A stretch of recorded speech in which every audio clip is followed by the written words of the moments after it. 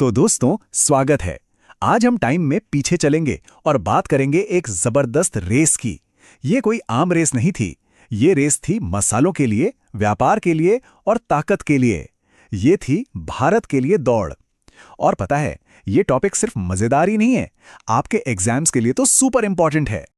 History boring? अरे छोड़ो ये बातें, कौन कहता है ऐसा। आज हम हिस्ट्री को एक गेम की तरह खेलने वाले हैं।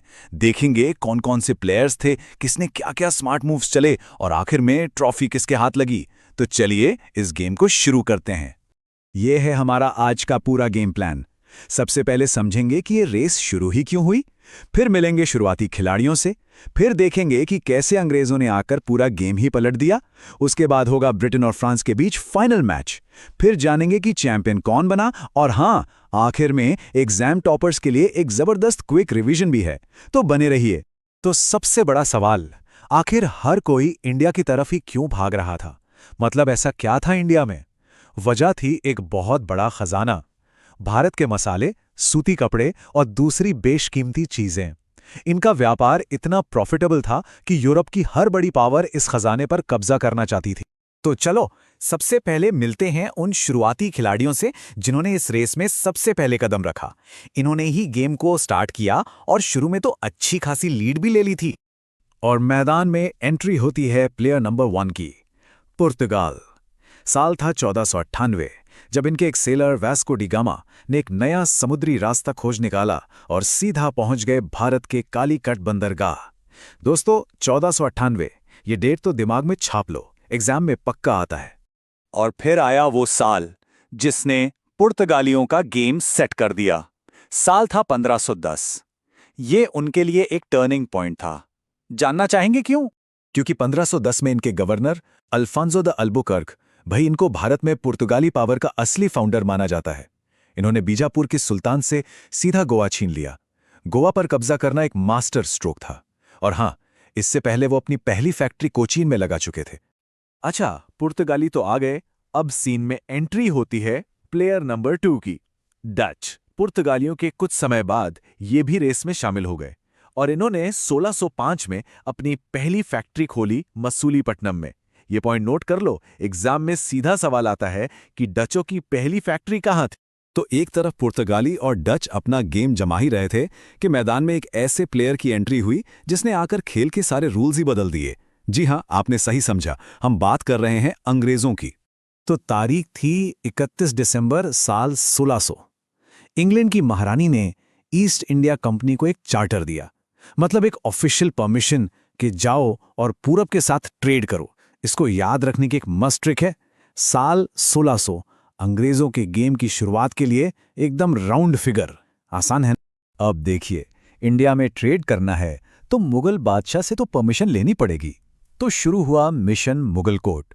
पहले 1609 में कैप्टन हॉकिंस जहांगीर के दरबार में पहुंचे और फिर 1615 में सर थॉमस रो, और आखिरकार वो ट्रेड करने की परमिशन लेने में कामयाब हो गए। ये उनकी एक बहुत बड़ी डिप्लोमैटिक जीत। अब सुनो एक मजेदार कहानी। क्या आपको पता है कि बॉम्बे जैसा बड़ा शहर अंग्रेजों को कैसे मिला? अरे भाई, दहेज में मिला। सही सुना आपने।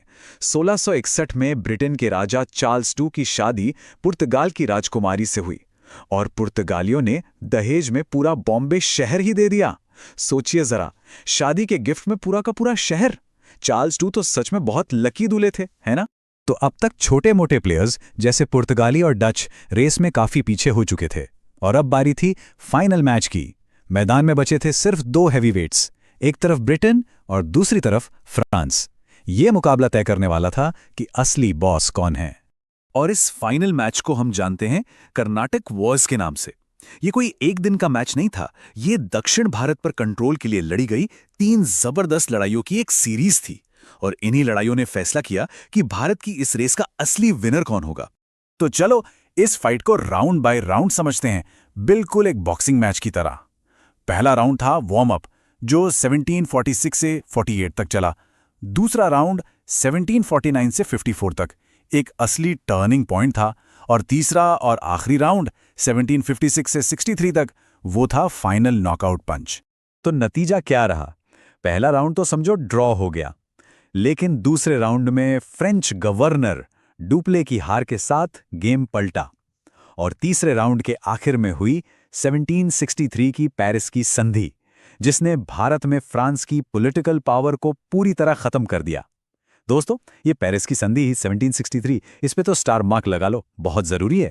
तो इस लंबी थका देने वाली रेस और इस जबरदस्त फाइनल मैच के बाद भारत के लिए इस दौड़ का चैंपियन कौन बना? कोई गैस? Drum roll please. और विनर हैं ब्रिटिश ईस्ट इंडिया कंपनी। उन्होंने सिर्फ फ्रांस को ही नहीं हराया, बल्कि 1759 में बेदारा की लड़ाई में डचों को भी बुरी तरह हराया। और बेचारे पुर्तगाली तो बस गोवा तक ही सिमट कर रह गए। अब इंडिया में अंग्रेजों को टक्कर देने वाला कोई नहीं था। ओके, अब तक सब समझ आ गया। चलो अब करते हैं वो वाला पार्ट जिसका सबको इंतजार रहता है, एग्जाम टॉपर वाला क्विक रिवीजन। ये है फुल मार्क्स स्कोर करने की आपकी अपनी गाइड। रेडी? ये देखिए, ये है टॉपर्स नोट्स वाली टेबल। फटाफट इसका स्क्रीनशॉट ले लो या अपनी नोटबुक में बना लो। सारे इंपॉर्टेंट प्लेयर्स, उनके बड़े काम और साल, सब एक ही जगह। एग्जाम से पहले रिवीजन के लिए ये बेस्ट है। और एक आखिरी बार इस मास्टर टाइमलाइन पर तेजी से नजर डालते हैं। मेरे साथ बोलो। 1498 वास्को डी गामा आया। 1600 इंग्लिश ईस्ट इंडिया कंपनी बनी। 1605 डचों की पहली फैक्ट्री। 1613 अंग्रेजों की Surat factory. 1664 French East India Company बनी। और 1763 पेरिस की संधि। Game over. तो सब कुछ जानने के बाद अब एक सवाल आपके लिए।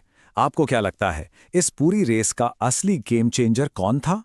क्या वो वास्को डी गामा था जिसने रास्ता दिखाया, या अल्बुकर्क जिसने गोवा जीता, या फिर वो पूरी की पूरी ईस्ट इंडिया कंपनी जिसने आखिर में बाजी मार ली? कमेंट्स में बताइएगा जरूर, सोचिए इस बारे में।